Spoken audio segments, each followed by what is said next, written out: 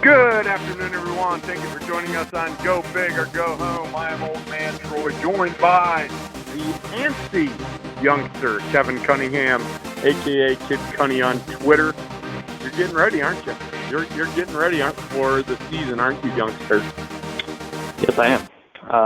Saturday Tradition is who I write for as far as Big Ten stuff goes. For you Big Ten fans, obviously listening to the show, you care about the Big Ten. Saturday Tradition is who I'm with as far as, work-wise, making money. College football season helps me in that regard. But so, yeah, Thursday starts up week 1 of the college football season for the Big Ten. Minnesota plays, I want to say off the top of my head, it's South Dakota State, I think. So I'm helping cover that Thursday night. But, yeah, there's games Thursday, there's games Friday, there's games Saturday, obviously. Week 1 of the college football season is here, and last Saturday, this past Saturday, 3 days ago, as we're recording this show, there were a few games too. That's, officially week 0, but week 1 is here where basically all the teams are playing, outside of like 4 or 6 or 8. The rest of the country starts. Yeah, we're going to preview our Big Ten schools in a different show. So if you're listening to this preview show, and you want to hear our thoughts on the cupcake schedule? Yep. Listen to our other show. It's not going to be very long. You know how much I love the cupcakes, youngster. Yummy, yummy. Yeah, yummy, yummy. Well, outside of cupcakes, yummy, yummy, money, money rhymes with yummy, yummy. And some big news on the gruelingtruth.com. There's a nice site that they've partnered up with called Bet Now. Allows you to go on, do online betting. Go to thegruelingtruth.com, click on the banner right at the top of the screen. Get in, join up. They're a big sponsor of a lot of shows on the network, so we're proud to endorse them, I guess is the word that I'd say. But just click on the banner. If you're into online betting, as long as your state allows it, go to thegruelingtruth.com, click on the banner, Bet Now, and get into the action. Got college football this weekend, youngster. It's a little tough in week 1, though. These point spreads are humongous in a lot of these games, and it's hard. I mean, you might want to take Ohio State, but then you're looking at the point spread going, oh, well. But if you want to hear our thoughts, listen to our next preview show. The other thing, youngster, I know this isn't college football, and we want to keep this show rather quick and keep it moving along, but we are counting down to our draft, and I believe we got 8 spots left in our fantasy football league for the NFL. Let the listeners know how they can join. 8 spots in a 20-team league are left. Yes. If you go at youngsteroldman on Twitter, if you go facebook.com/youngsteroldman, you can find our social media stuff there on Twitter and Facebook, respectively, and the pinned tweet and on Facebook near the top, if not the top, is a link to our fantasy football league. Like Troy said, it's a 20-team league. I'm checking here. Let's see, we got just over 4 days, basically 5 days until the draft. It's Sunday at 1 p.m. Eastern. If you can make it, great. If not, great. It's a free league over at ESPN. So it's, it's for fun. No elaborate prizes, no elaborate trips, no millionaires being made on this game. Basically for bragging rights. We will allow you, though, to come and co-host our Super Bowl show. The winner, I think that's a pretty nifty prize. I really do. There's 7 and then every week, the top point winner will be invited to come on the show, not this show, on our radio show, and actually boast about how great they are. Yep. So, I mean, it's kind of one of those things. If you're an arrogant, you-know-what, this is a perfect league to join. Because if you're the best, you get to get on the air and boast about how great you are. Yeah. Right up my alley, youngster. Too bad I'm never going to get a chance to boast because I don't plan on winning. You'll get it once. I think you'll get it once. We've got 7 spots left. 7 spots left. That means somebody joined today because I checked last night. My dad is the most recent joiner. This was Sunday night, it says, according to the league. But anyway, my dad's the last one who has joined. So 7 spots left. 7 spots left. Yeah, youngsteroldman on Twitter, youngsteroldman on Facebook. Facebook.com/youngsteroldman. Click on the link there. and you'll be in. Takes 2 seconds to join a free league. So. All right, I know we're going to get into the top teams from the East, but you had something else that you wanted to throw out there, youngster, real quick? We will get to it on our other show. So consider it a tease to go along with the Week 1 games and the Week 1 odds, and Troy and I will give our go-home block of the week. Even pulling the fast one on the old man.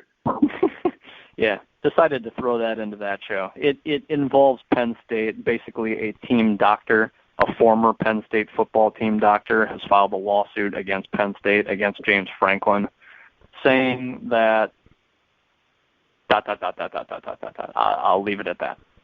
Oh, yeah. Well, living in Western PA, that's all that covered the airwaves today, my friend. Yeah, I'm sure. So it's starting to gain traction. It, came out yesterday. So teasing that. Well, let's move in. Let's move into the preview because I'm getting excited about this one. These are 3 teams with some pretty lofty expectations. I would say maybe Penn State not as lofty, but you got Michigan and Ohio State, lofty expectations as always. But we'll talk about Penn State too, even though they're young, and this is what's going to scare me about Penn State, Kevin. Every year when the expectations are top 5, national championship, college football playoff, they find a way to poo the bed. When the expectations are 0, and, we hope to go to a bowl game, blah, blah, blah, that's when they put together these upsets and these good seasons. So, I know they're young, and there's probably going to be some growing pains, but Franklin, we've talked about this over the last couple of years on this show. I can't believe it's been years, youngster, we've been doing this show. Not like months. We've been doing this show for years. Yeah. Literally for years. And we've been talking it every year how Franklin's going out there and getting these recruits. Talking about it a little bit, but everybody always talks about Ohio State recruiting, Michigan recruiting. Nothing to laugh about over in State College with James Franklin and what he's done recruiting. He hasn't had to play the young guys because of all the studs that he had on that team. Right. Now these young recruits that have been in the program and some guys that are just coming in the program are going to get a chance. And so maybe Penn State surprises some people. I really believe that they are the 3rd best team in that division, but that's why you play 60 minutes. And I wouldn't scoff at what Franklin's done recruiting the last couple of years. And I think he likes flying under the radar. I think he likes it. That's how I'm going to lead into Penn State. If that's who you want to start with, I sure hope so. Yes, it is. Yes, it is. To go off your recruiting stuff that you mentioned, just going through projected starters, I'd be surprised if Ricky Slade wasn't in the NFL eventually. KJ Hamler, that's a running back, wide receiver. Let's see here. Pat Freiermuth, tight end, probably be in the NFL. Yatir Gross-Matos, a defensive end, probably a first-round pick. Eventually, Micah Parsons, a linebacker, probably eventually a first-round pick. This team's got a number of guys now who are sophomores, juniors, seniors, who, like you said, Troy, they're starting to grow, and you're seeing more of these 5-star guys being inserted into the lineup, and it's like, hey, this team's a little young, but they're damn well talented. They're as talented from a recruiting high school, touted perspective. From a skill standpoint, when you go on paper and put it up against Ohio State and Michigan, on paper, skill sets are pretty equal. Yeah. The thing they lack is a lot of experience in games. Right. Because the names you just read off, people are going, who the heck is that? Who the heck is that? Who the heck is that? Because they've been waiting in the wind to get their chance, and now they get it. Yeah, the 3 offensive guys I mentioned were sophomores. The linebacker, Micah Parsons, sophomore. Yatir Gross-Matos, junior. So those are the big 5, I think. And I didn't even mention the quarterback who knows what. He's a 4-star recruit, but Sean Clifford, was just named the starter recently. And it was supposed to be, well, I'll get into that in a second. But quickly, finished 2018, Penn State did 9-4 overall, 6-3 in the Big Ten. Not bad. McSorley's final year, You probably would have hoped for more, but again, they lost a ton from the year prior, guys like Saquon Barkley. So there was supposed to be a little bit of a step back. Franklin's entering year 6 now at Penn State. So again, you're starting to see these recruits trickle in and make a difference now, really. Statistically, they were good a year ago. Offensively, passing-wise, they were 76th, though. Again, McSorley, you just expected more, in my opinion. Defensively, they were solid except against the run, 72nd. So that's well, I'm gonna interrupt you there, youngster, about McSorley, and we talked about it last year on the preview show. Is that I don't think we were as high on McSorley as everybody else was, and it was because of all the weapons he lost on offense. I mean, that offense clicked the year before because you had a Barkley that you could put in there, and what are you going to do? You're going to put 7 guys in the box? Well, now you've got very good wideouts. And last year, you still had a resemblance of a running game, but it was no Saquon Barkley by any means. Yeah, Miles Sanders was good. He's in the NFL now, but he's good running back, but he's not a Barkley. Right. and so you and I even talked that everybody's on McSorley, but he had to carry that team last year. Yeah. And the thing is, he's getting his chance in an NFL camp. And he very well may land as a backup in the NFL. But you and I also stated that's where we see him in the NFL. He is not an elite, bona fide NFL quarterback. So for what he had last year to go 9-3, kind of teaching new people, like he didn't have the luxury of Barkley. Right, he had Sanders, good running back, and he would eat up the guys that he should have ate up. But there were times that he struggled against better our defensive fronts, like in Ohio State, like in Michigan, as many teams did. But that's when you had to put the ball in McSorley's hands. And again, it came down to a 9-3 record, which a lot of people, 9-3, blah. We want 10 wins. We want a national. 9-3, Kevin, with that team last year. I look at it and say that they did a decent job. Yeah, they lost last year to Ohio State, Michigan State, at Michigan, which you're kind of supposed to. You can say that Penn State at home against Michigan State probably should win that one. They lost by 4. They lost to Ohio State by 1. So this team didn't get crushed outside of the Michigan game, but they beat everyone they were supposed to, without question. So I'm with you. This team did fine a year ago. We weren't as high on McSorley, and that kind of proved to be true, to be honest. I think we were right. Well, he just didn't come up in the big game. You know what I'm saying? He just couldn't take that team over the top. And it's kind of been... Oh, go ahead. I was going to say it's hard to when you don't have Barkley and, a true number 1 receiver. Like KJ Hamler was great a year ago, but he was a freshman. And, outside of Rondale Moore, you can't expect a freshman wide receiver to be unbelievable. Everything was on his shoulders, and the defense, like I said, 72nd in rush defense. This wasn't an elite defense that just put a stranglehold on everybody. It was a good one, but they couldn't really stop the run. So maybe part of that is offensively they weren't phenomenal. And so they just had more drives to defend. They had more time on the field, more time to get tired, more time to give up 7 instead of 3, stuff like that. And against Ohio State, you lose by 1. Maybe that's why. So, you got anything else, Troy? Otherwise, I'll keep moving on here. No, keep moving on. So, again, Sean Clifford is the guy. Tommy Stevens was supposed to be the successor to McSorley, except he transferred. And he transferred to Mississippi State, and he won the job there. So, good decision, bad decision. I don't know. I would personally rather. You don't even want my thoughts. You don't even want my thoughts on these transfers, Kevin. Yeah. I've said it a million times on this show over the course of time. You just chicken. You know what? He was probably going to win the job, though. That's the thing, is he wasn't afraid of Sean Clifford, in my opinion. Like, Stevens is the better quarterback, in my opinion. And he was the guy to go to. And maybe there's things we don't know that are going on. Exactly. There could have been a rift between him and Franklin. I mean, Right. I was, for those loyal listeners, I coached college soccer for a number of years, and I had rifts with players all the time. Mm-hmm. And some players you just rode enough, and you can cut the tension with a knife.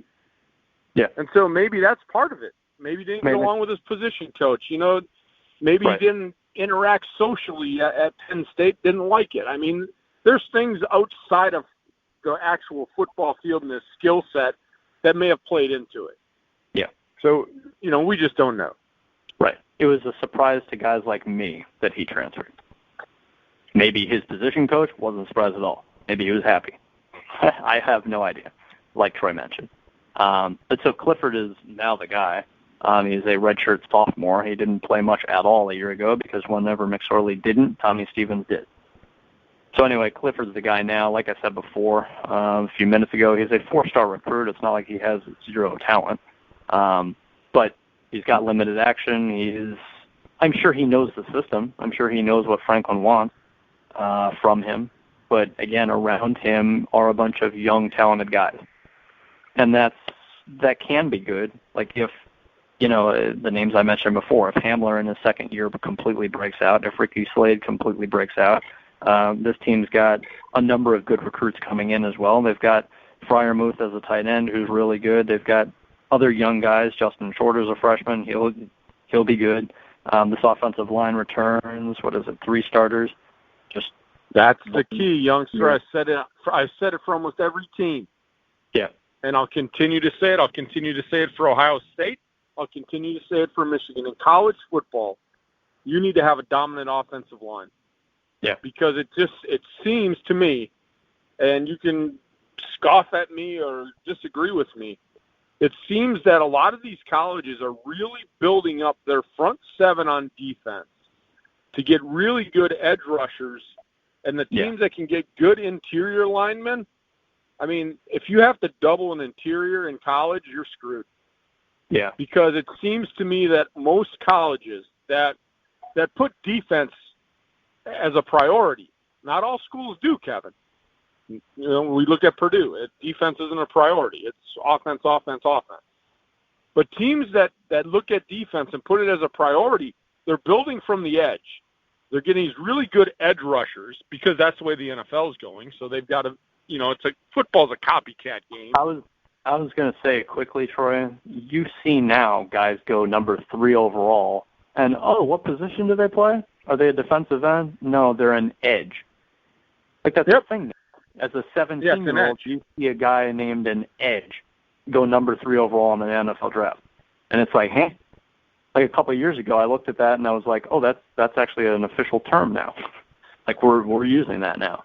And yeah, because they changed it from tweener. Apparently, somebody didn't like the word tweener because that edge person is in between a defensive end and an outside linebacker. Yeah, but it's just a guy that gets after the passer, and you can. That's what it is. It's an athletic guy that's fast, right? That can go out and play.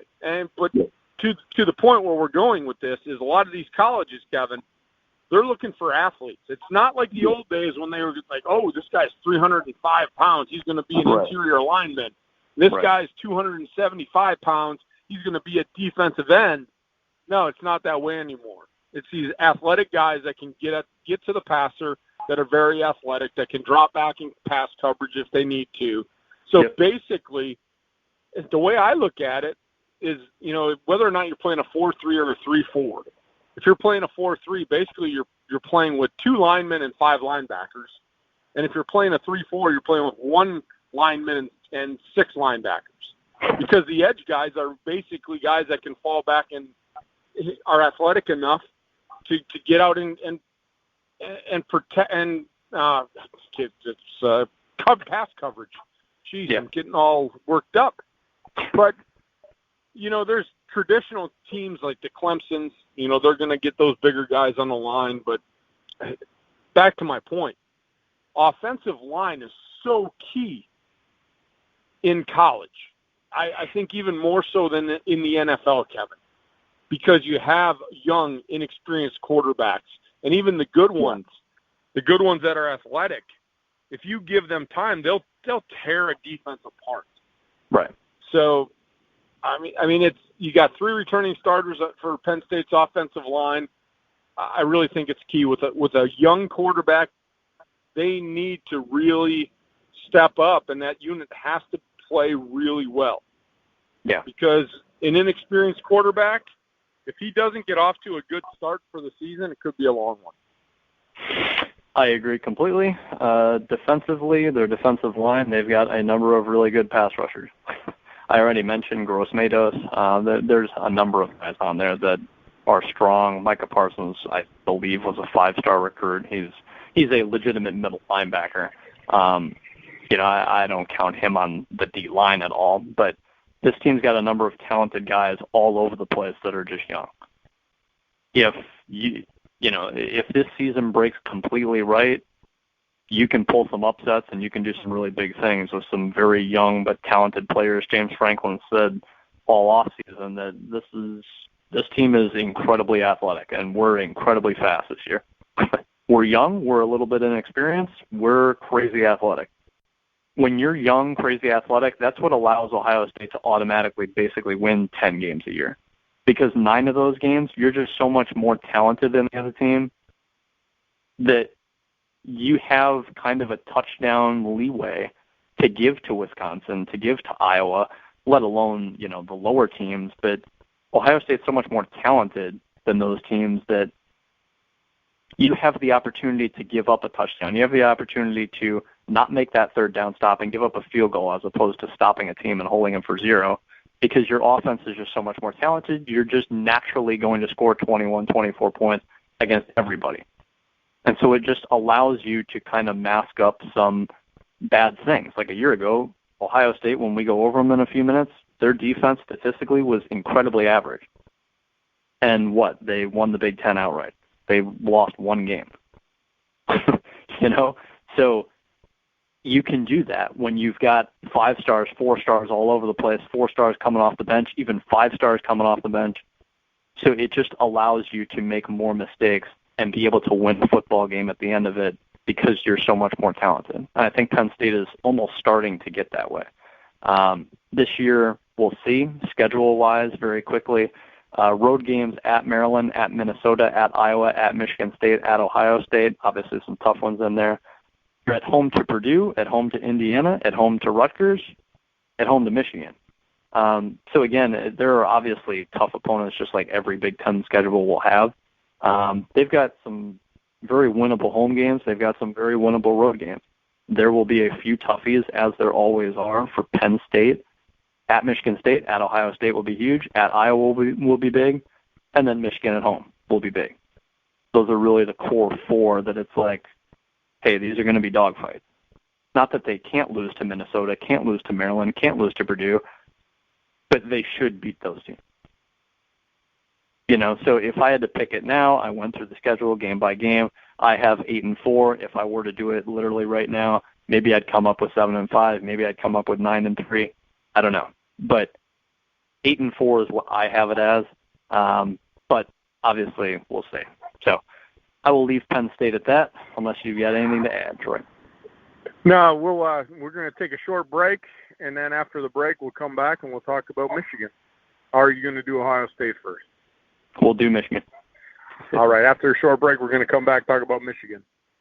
When I was little, I didn't talk for a long time. I was sensitive to lights and sounds, so I built secret hiding places where they couldn't get in. Sometimes I did the same things over and over, until one day I found out I had autism. My family got me help. Slowly, I learned how to live with it better. Early intervention can make a lifetime of difference. Learn the signs at autismspeaks.org/signs. Brought to you by Autism Speaks and the Ad Council. All right, youngster. So we got Penn State in the book. Now it's time to look at Michigan. And, it's funny. Everybody now, Urban Meyer leaves Ohio State. Now it's like, I don't know if I want Michigan to fail just because, but now, like, all the pressure's on Harbaugh. Like, if he doesn't beat Ohio State, and if he doesn't win the Big Ten, like, Michigan football, I guess, is done and over. I guess. And then the funny thing is, I'm in a bunch of groups on Facebook. And so all the Ohio State fans are going, yeah, it takes our coach to leave for us to be. It's like even the Ohio State fans are like, okay, well, let's see. If our coach leaves, can you beat us? Yeah. So I think there is extreme, and I'm talking extreme pressure on Michigan and Harbaugh to finally beat Ohio State and get to the Big Ten championship game and win it. And if they don't, I don't know, because the expectations they're farther than the moon right now. Yeah. Everybody's expecting Michigan to roll through a season and get to the college football playoff. Mm-hmm. And they've got a couple teams they've got to get through in this division. They've got to get through Ohio State. They've got to get through Penn State. Michigan State is no slouch. We just previewed them. Go back, folks, if you want to listen. Michigan State's no slouch. I mean, this is not like a gimme, but it's like Urban Meyer leaves and all of a sudden, it's Jim Harbaugh in Michigan. They're the team that knock off the perch. Last time I checked, Ohio State was a team that needs to be knocked off the perch. They're the defending Big Ten champions. Michigan was second in the division. So I'm not sure why the hoopla, why the expectation, just because a coach left Ohio State. I don't know. It kind of wrinkles my skin a little bit there, youngster. Michigan's a good team, but you anoint them the best team because a coach leaves? I don't buy it. What do you think? I'll buy it. I'll say this, that if the game were at Ohio State, maybe I'd favor Ohio State this year. But the game is in Ann Arbor, and I think that will mean something. I think that will mean something because Shea Patterson is a fifth-year quarterback for Michigan, and Justin Fields hasn't started a game in his life. And this will be his first go-around after transferring from Georgia over the offseason. All right, here you go. You're QB1 at Ohio State. You have to go to Ann Arbor to close the year. All the pressure's on you. We've beaten them 7 years straight. Let's shut them up, yada, yada, yada. And if he can't live up to the hype, then Michigan wins. They probably win the division. They probably end up winning the conference. And we'll see what happens from there. So I think with a new head coach, with a new quarterback, and it's not just you don't have Urban Meyer, so now Jim Harbaugh's, he is the guy to beat. Like Michigan has Harbaugh and a fifth-year quarterback and going against a new head coach in Ryan Day and a new quarterback who hasn't started a game in his college career. That's the big thing to me, is that Michigan has the advantage at quarterback and head coach and the games in Ann Arbor. And Ohio State's defense a year ago was very average. So Ohio State wasn't even phenomenal a year ago. And you have a new head coach, a new quarterback. They lost NFL talent. I think Ohio State, from a roster perspective, is probably more talented than Michigan, but Michigan's got an offense that, again, with Shea Patterson, and they've got a new offensive coordinator we're going to talk about here, they're going to look much more different as well. Last year, they finished to get into Michigan, finished 10-3, 8-1 in the Big Ten. Their only loss to Ohio State 7 years in a row now. Harbaugh's entering year 5. Statistically, offensively, they were good a year ago, except passing. They didn't really let Shea Patterson do his thing. I think part of that was growing pains as far as learning the offense, learning what Jim Harbaugh wants, learning what that offensive coordinator wanted, yada, yada, yada. So they didn't really give Shea Patterson everything and say, here you go, here's our offense. Go do with it what you can. I think this year it will be more on Patterson. Like I mentioned before, you bring in a new offensive coordinator. He was the co-offensive coordinator at Alabama in Josh Gaddis. He likes to run the spread, and that is what we've heard from all the camp practices over the last month, is that this team is fast. They're very athletic. They're going to be in the shotgun. They're going to run no huddle. This is going to be – there's going to be a lot more spread, a lot more speed, a lot more let's go from Michigan than you've seen maybe ever. I mean, Rich Rodriguez ran the spread and those, kind of option-looking offenses for a year or two, it seemed like. But this team's going to be very up-tempo. And Shea Patterson is more of a shotgun quarterback, and this team does have probably 3 NFL wide receivers. So good. You want to spread the field. You want to give your fifth-year quarterback the reins of the offense. You want him to be in control. You want him to be able to use his legs more. You want him to be able to escape the pocket and throw to multiple different NFL receivers. You want to do that. And so if they do that successfully, they should beat every single team on their schedule. The problem is it's Shea Patterson, and he's going into this new system. Even though he's comfortable in it, it's still new. And this is a new first-year play-calling offensive coordinator in Gaddis. And this is a new schematic shift for Michigan. Even though it suits them more, I agree 100% so with it's a huge shift. Kevin, from Harbaugh to go something spread and fast, look at Harbaugh through even his NFL days and the beginning years at Michigan. Harbaugh is a time of possession guy. Yeah. I mean, he literally is. He's a guy that is as old school that you could get. And he wanted to do it, and he, even at Michigan, in his first couple of years, we're still going to pound the ball. We're still going to pound the ball, and we're going to win with good defense. Yeah. I mean, that is the way that Harbaugh is wound up inside. So I'm actually going to give credit to Harbaugh I agree. for looking at what he has to do with the talent he has. He's making a change in something in his philosophy that goes against everything that he's done in his coaching. You know what I'm saying? Yeah. He's an old school guy. Yeah. He likes to move the chains. He likes to control time of possession. Spread offense, you could go 3 and out and take 34 seconds off the clock. Yeah. That's not Jim Jim Harbaugh. Right. So I give my hats off to him. Right. I think that shows that you're adaptable. I think it shows that you're a good coach. You can allow your offensive coordinator to run the offense and have trust in it. And again, from a personnel standpoint, it makes sense. This team does not have a bell cow back that's ready to run the ball 30 times a game. They've got a number of really talented guys. They've got like 3 that are ready to take on 15 carries a game. But they've got talented guys. But I'll leave it at that. This team is more talented at receiver right now. They've got a fifth-year quarterback, even though this is fifth year at Michigan, obviously. But they've got experienced, ready-bodied NFL guys on the outside that should have the ball because they are more talented than basically every defensive back they'll go against in this conference other than like 1 or 2. So you want to get the ball outside and have them make plays and score 35, 40 points a game. That's what you want to do. They have 4 offensive linemen returning. You talked about that, Troy, how important that is. This team's got a ton of talent. They've got probably the most experienced offense returning in the Big Ten. That's almost not even debatable. This offense should be good to go. We'll see week 1, week 2, week 3 how they do.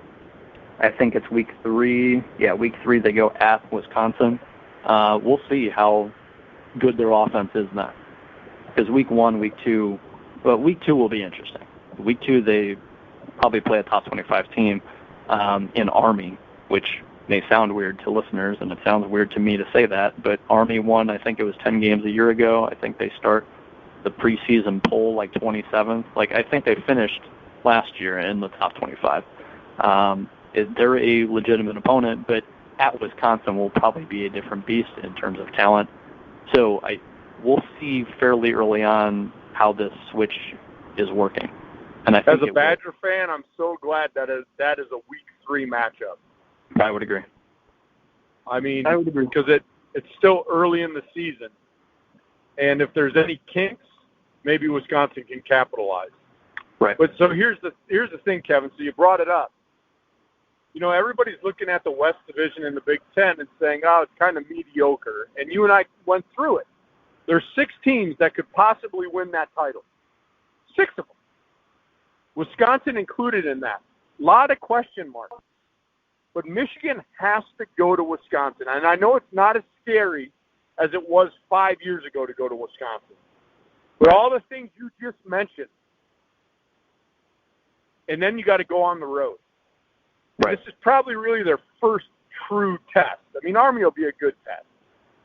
But now you're got conference play against the Badgers at Camp Randall, and we know being Wisconsinites, or you're not a true Wisconsinite, I guess, youngster, but you went to school there at the University of Wisconsin-Whitewater. Yep. I don't know if you've ever been to Camp Randall. I have. No, I have not. No. And a bunch of rowdy 20-year-olds, it gets loud in there. Yeah. So, oh, excuse me. I had to sneeze. Yeah, got all worked up. Got all rowdy thinking about Camp Randall. My big question with Michigan, though, Kevin, is we knew their defense last year was top-notch. Yeah. But they lost some guys to the NFL. Yeah, they did. And is it going to be as dominant as it has been? No. You know, we talked about Penn State losing guys, inexperienced guys, big names, big recruits, lack of experience. Mm-hmm. They've got some guys coming back. Yeah. They lost the big playmakers. The guys that really were kind of like, I guess, the carburetor to the engine. They lost 4 guys who got picked in the top 80 of the draft last year. So exactly. All third-round or better picks. So those are like the cylinders to the engine. Yeah. And you've got to kind of now overhaul your engine and make it work. And that'll be the big question mark. Yeah. Do they have replacements for those guys? Because they lost some really talented college football players. Yep. I agree 100%. So that's what's interesting about this team is you've got a lot of talented guys defensively that return. You've got, obviously, heralded recruits that are being inputted in the lineup, and here we go defensively. But there are questions defensively. I don't think they will be as dominant defensively and offensively. You're going through a complete overhaul in terms of how your offense is going to look. So there are question marks technically on both sides of the ball. Offensively, I think they'll be more dynamic. I think they'll score more points. I think they'll be better. But that assumes that everyone takes on their role well and everyone gets it and they're just steamrolling, which I think could happen, but it's not for certain. And it's not for certain how good the defense is going to be. I'm sure they'll be good. I know they'll be good. But how good?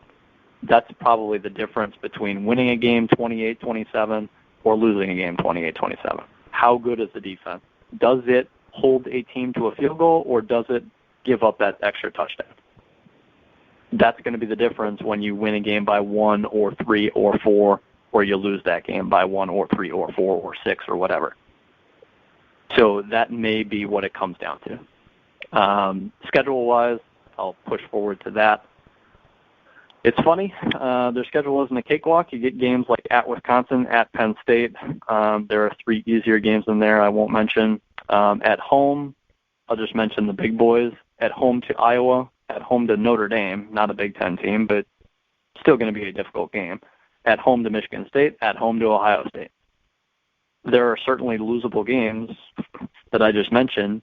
If you go game by game, I think Michigan should be favored in every single one of them. So if I had to pick it now, I'll say 12-0. Do I think they go 12-0? Probably not. But going game by game, am I going to pick them to lose against Michigan State at Ann Arbor? No. Am I going to pick them to lose against Ohio State at Ann Arbor? No. At Notre Dame? Maybe. At Ann Arbor? No. Week 3 against Wisconsin, maybe with Jack Cohn at quarterback? I'd give Michigan the edge. So there are plenty of... Will Cohen be the quarterback in week 3? I don't know. Or will that be Graham Mertz's first game as a starter? Will that be Mertz's first game as a starter against Michigan, and he's expected to score 30+? You know what I mean, though? So I don't know. Could be a damn well good of a coming-out party if you're Graham Mertz. That's your first start, and you upset Michigan. You win the game like 35-31. You're throwing 4 touchdowns. Well, my thing here, Kevin, you're going through the schedule, and yeah, they should be favored. But part of me is like, okay, so Harbaugh made some changes schematically, offensively to be more dynamic. Is it because he thinks his defense is taking a step back? Does he think that he needs to score 28 points a game? Because we look at it, Kevin, and we've said this. We've said this in every football league we're talking about. Offensively, you should be able to score 17 to 21 points a game. I mean, you should. That's an average type offense, right? When you've got an offense like Michigan, if you're not scoring 24 against everybody, you're doing something wrong. Even against Michigan State, they should score 24 points. Maybe that's all they score, but you should score 24. Well, and what I'm saying, Kevin, is an average offense, which there are a number of them in the Big Ten, they should be able to score 14, 17, 20 points. Mm-hmm. They should be able to. I mean, last year's Michigan defense, though, was quite fun to watch because it was pretty dominant. Yeah. But my whole point here is, does Harbaugh think that this defense has taken a step back, right, and that they can't hold teams down to 10, and so now these teams are going to elevate and maybe score 17, 21. Right. So his offense can't be stagnant. It has to be dynamic. They have to score 24, 28 points a game. Right. Either way, like I said 10 minutes ago, I'm giving kudos to Harbaugh for making changes to adapt to his personnel. It only makes sense. Yeah. But you know what, Kevin? They should be favored in every game. Mm-hmm. But there's some tough ones there, like you said. Oh. Yeah, I agree. There are some tough ones. I mean, but I'm looking at analysts, I'm looking at fans, and it's almost like they've already penciled Michigan into the college football playoff, and it's like you still have to get by Penn State. You still have to get by Michigan State. You still have to get, believe it or not, I'm going to say you still have to get by Iowa. You have to get by Wisconsin. Yeah. You have to get by Ohio State. I've just named 5 teams, Kevin. I'm not saying they're going to lose 5. But the law of averages tells me that they're going to lose one of those games. Right. That's just the law of averages. And if they get some bad luck, what if they lose 2? Then they're done. There is no college football playoff if they lose 2. Right. Especially in the West or in the East. They're not going to a championship game with 2 losses. No. If this team, the way they're going to look on Saturdays, if they lose one game and they end up beating Ohio State and they end up winning the Big Ten title, this year, with the way Michigan will look, you can say, yeah, Michigan with 1 loss over Oklahoma with 1 loss, yeah, let's do it. Let's give them the nod. Let's give them the number 4 seed. This isn't going to be a team that's going to win games 28-24 and 17-13 to make you think, are they that good? Because there will be Saturdays where they just completely kill a team by 40. And it's like, damn, they're good. But, again, a year ago they gave up, 62 to Ohio State.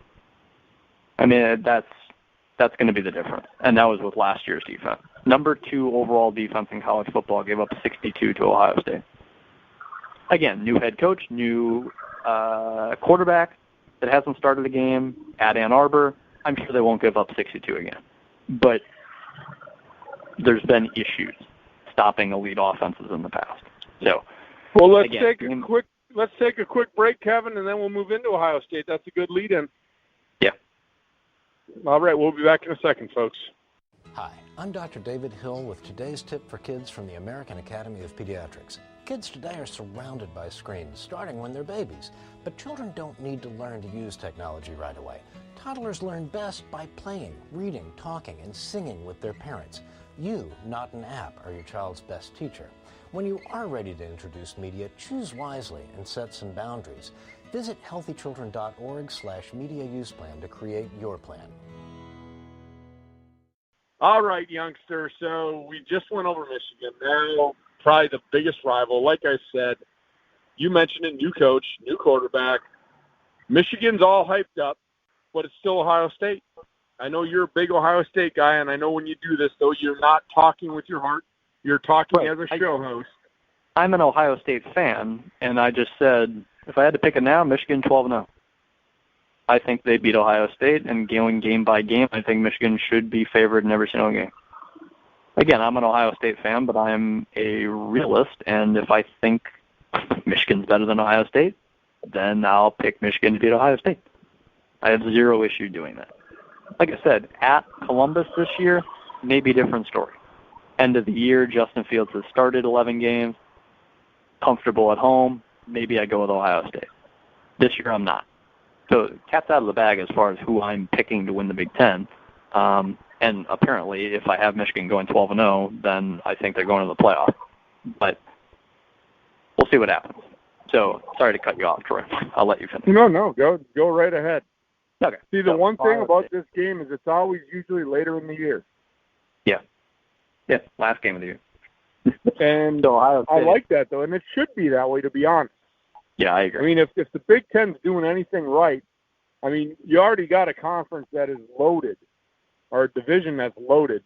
You got to put those key games, you got to put them late in the year, in my opinion. You can't put them early in the season.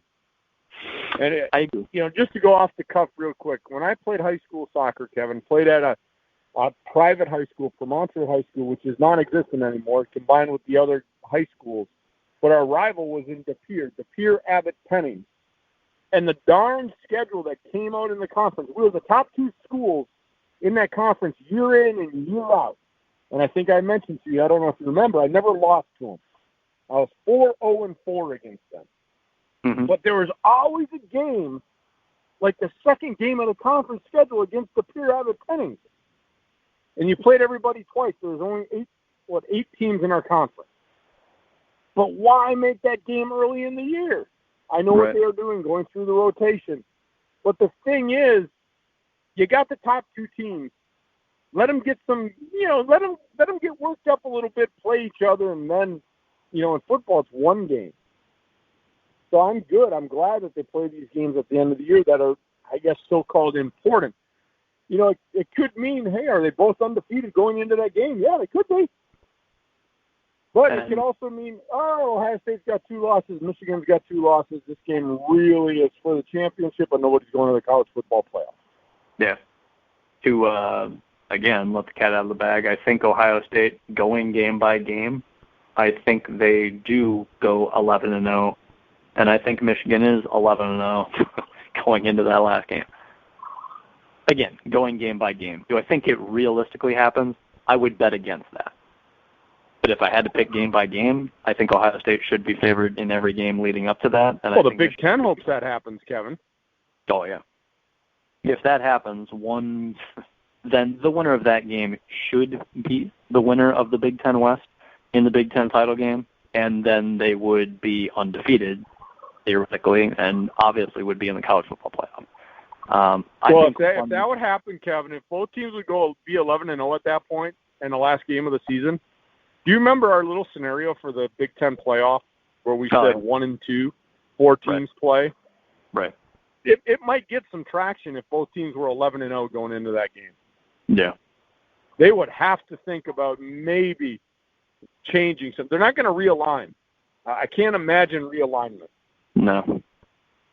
But adding, again, that extra game where 2 plays 1 from the other division and getting the top 2 teams instead of just the top teams from each division, call me crazy, but it is something that could work.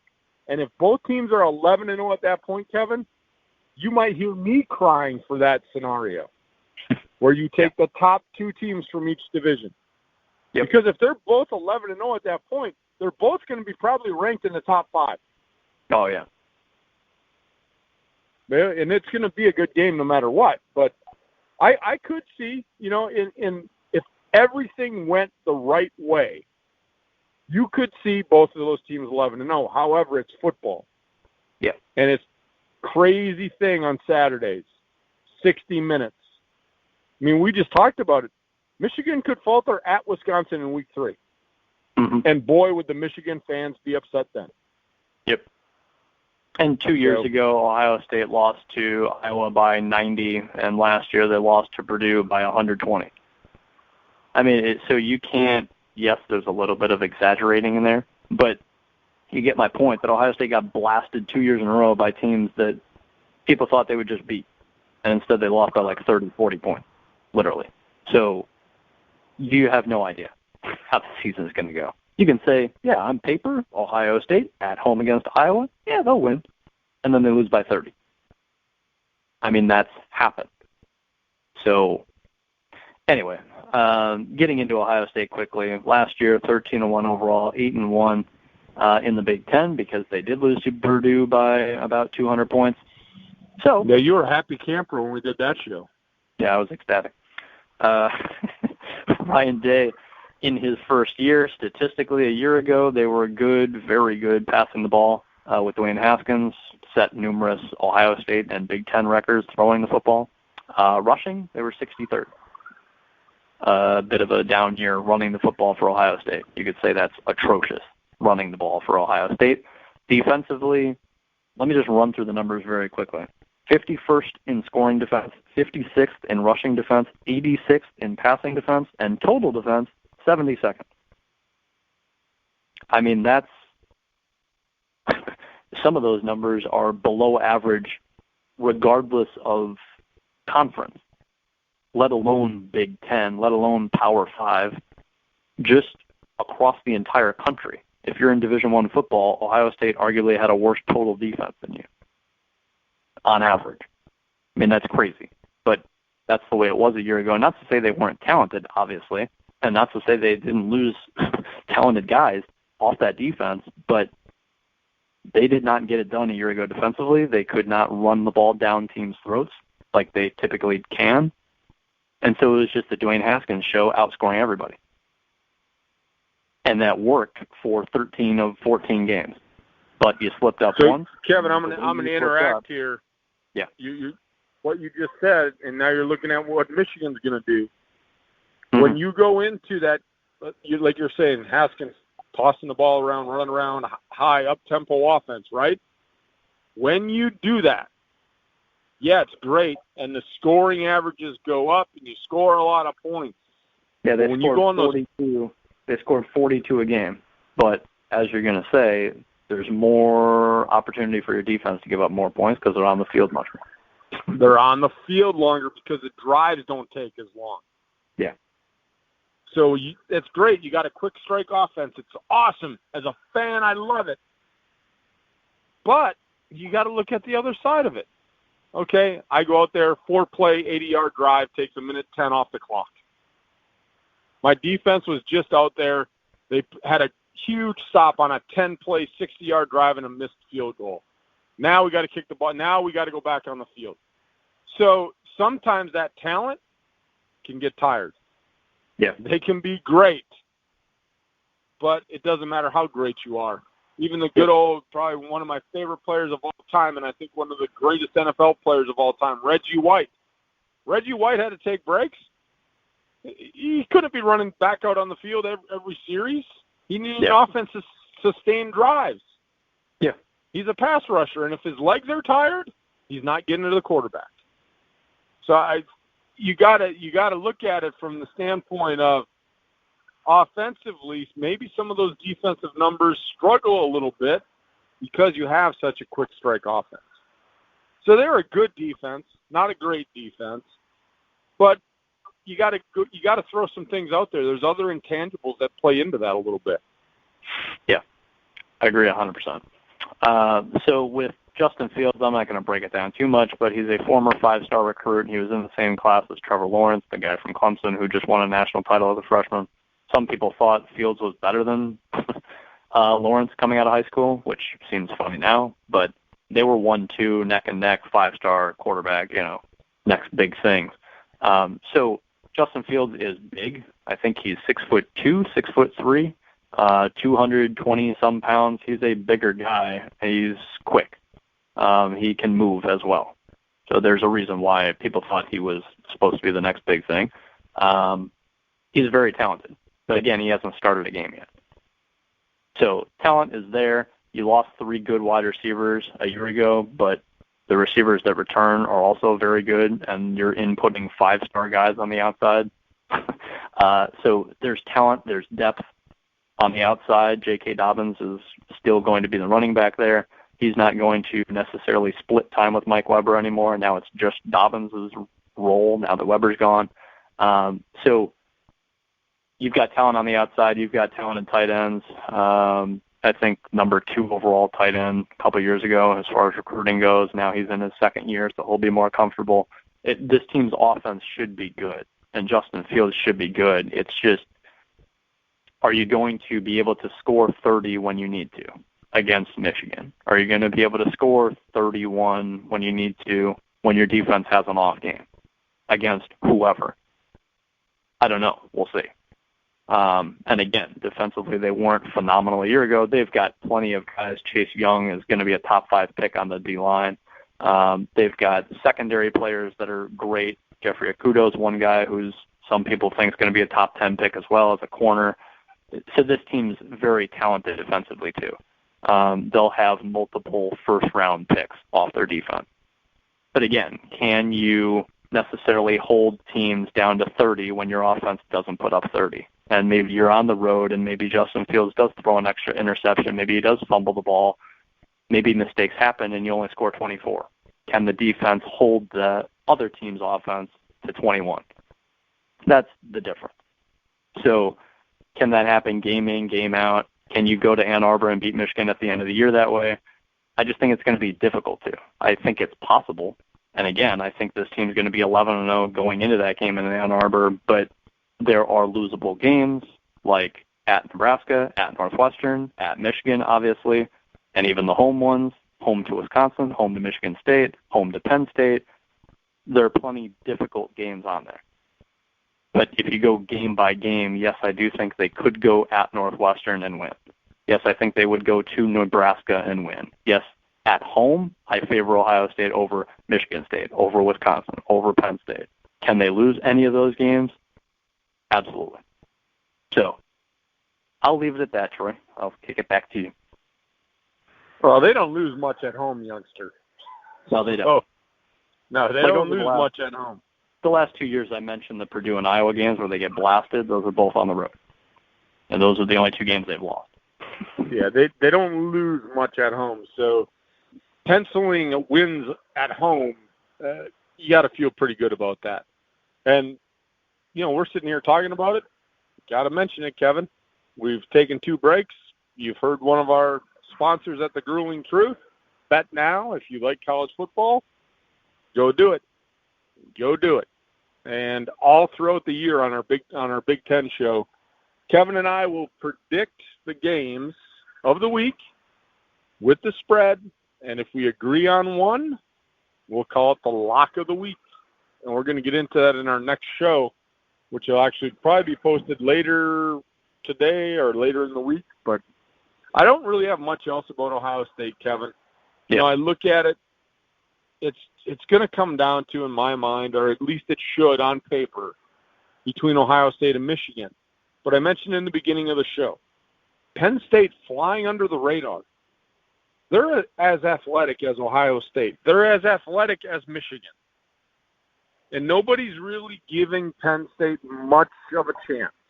Yeah. Go I'll ahead. say this very quickly. If Sean Clifford, the quarterback that hasn't really done anything ever, if he has a good game against Michigan or Ohio State, you could see them score 41 and just completely blast the Buckeyes or Wolverines.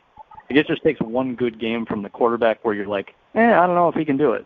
If he does do it, and he's got all this 5-star talent around him and an offensive line returning and a decent defense and a really good pass rush, like Penn State, I think I'd be surprised if they didn't upset somebody really good or just crush a team where it's like, I don't know if Penn State's going to win, and then they win by 30.